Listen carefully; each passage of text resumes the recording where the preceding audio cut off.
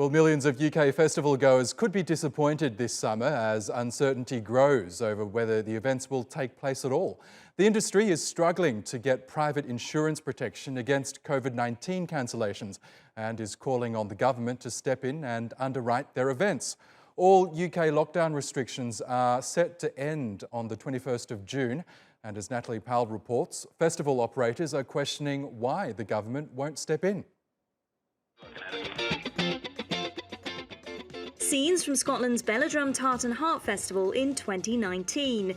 But the music and arts event was cancelled in 2020 because of the pandemic, and it won't be going ahead again this year. The reason? A lack of cancellation insurance. There is no insurance available in the marketplace whatsoever, and it's just too risky an environment to take a risk of millions of pounds knowing that we could have been closed down at 24 hours notice if there'd been any sort of outbreak. The reluctance from insurers is the result of 2020's huge losses. It's estimated $8 billion of losses globally as a result of event cancellations. So communicable disease has been taken off those policies. The commercial insurance market isn't going to pick up this type of risks for some time to come. And when I say some time to come, it could be years to get back to the same level that we were at in 2019. Festivals are able to tap into $600 million of government financial support to help them bounce back from the pandemic. But without insurance to cover against COVID-19 cancellations, many say they simply won't be able to go ahead.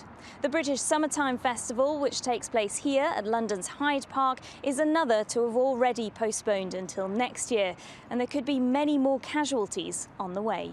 To prevent this, UK Music, the umbrella group for the events and music industry, is calling on the government to follow in the footsteps of some of its European counterparts and underwrite cancellation insurance for festivals, especially since the UK will be restriction-free by June 21st, according to the government's own plans. Government set out a roadmap that it says is irreversible.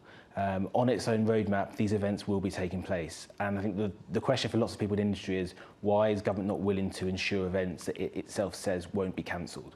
We're not looking for government to be insuring events for the fun of it. If we could get insurance on the private market, then we would. UK Music estimates a $900 million government-backed insurance scheme would open up $2.7 billion worth of commercial activity. But if it isn't forthcoming, it'll throw a dampener on the party for festival fans, hoping to enjoy the summer of fun promised by the government.